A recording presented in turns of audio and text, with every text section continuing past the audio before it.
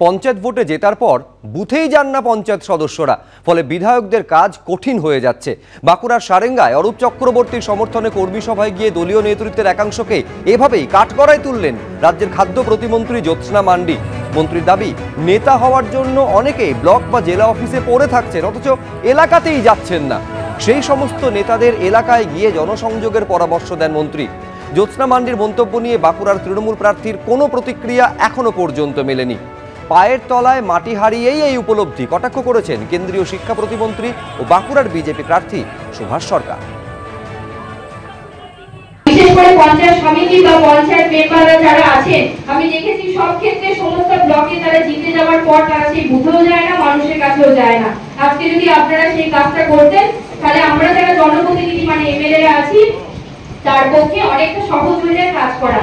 এবং প্রত্যেকটা পঞ্চায়েত মেম্বার, পঞ্চায়েত সমিতির মেম্বার, জেলা পরিষদ মেম্বার, তাদের কাছে আমার অনুরোধ, এবং ব্লকের যারা লিডার আছেন, বুথের যারা লিডার আছেন, নিজেদের মুখ দেখাবার জন্য ব্লক অফিসে পড়ে থাকার দরকার নেই, নিজের নেতা সাজার জন্য জেলা অফিসে পড়ে থাকার দরকার নেই, আপনার বুথে পড়ে থাকুন। দেখো, রবিবার রাতে দুর্ঘটনা ঘটেছিল গার্ডেন রিচে, আর মঙ্গলবার সকালবেলা আমরাই প্রথম এই বাড়ির ছবি তুলে ধরি, যে দুটো বাড়ির মাঝে গ্যাপ মাত্র 1 আঙুল, এবং এই বাড়ির ঠিকানা 474 বি এবং সি। এই দুটো বাড়িতে আমরা ছবি দেখাই মঙ্গলবার সকাল থেকে, যে একটি বাড়ি আর একটি বাড়ির ওপর হেলে পড়েছে এবং এর ফলে দুটো বাড়িই ক্ষতিগ্রস্ত হয়েছে। এবং সেই ছবি যখন চাঞ্চল্য ফেলে দেয় চারিদিকে, তারপরে দেখা যায় যে 19 তারিখে নতুন একটি নোটিশ করা হয়েছে, এবং সেই নোটিশ অনুসারে এই বাড়ির মালিকের কাছে একটি নোটিশ এসে পৌঁছেছে গত পরশু দিনকে, যাতে বলা হচ্ছে যে আগামী 28 তারিখে পুরসভার আধিকারিকরা আসবেন এবং এসে এই বাড়ির বিপজ্জনক অংশ ভেঙে দেবেন।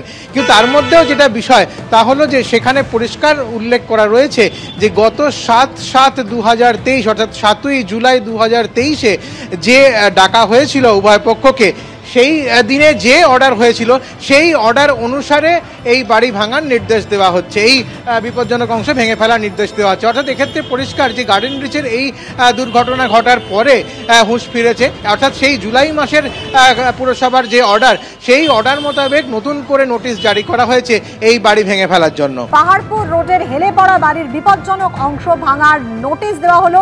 28শে মার্চ ভাঙার নোটিশ দিয়েছে পুরসভা, যদিও সেই নোটিশ ঘিরেও তৈরি হয়েছে বিতর্ক।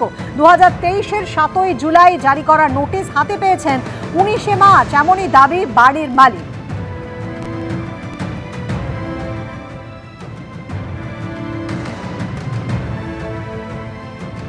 আমি নোটিশ ওই ভাঙার জন্য 28 তারিখে একটা নোটিশ পেয়েছি। এর আগে আমি 27 তারিখে একটা জুলাই মাসে নোটিশ পেয়েছিলাম। তারপরে আমি গিয়ে ইঞ্জিনিয়ার সাহেবের সঙ্গে কর্পোরেশনে দেখা করেছিলাম। আমি ওনাদের চিঠিও করেছিলাম কি আমি লিফটিং করে নেব, যা কিছু আমার নেবে আমি ঠিক করে নেব। এটা করার জন্য অলরেডি আমি একটা চিঠি করেছিলাম। এবার তখন ইঞ্জিনিয়ার সাহেব বোর্ড পার্টিকে পাশে যে বাড়িটা হেলে গেছে আমার উপরে, তাকেও ডেকেছিল, আমাকেও একসঙ্গে ডাকলো।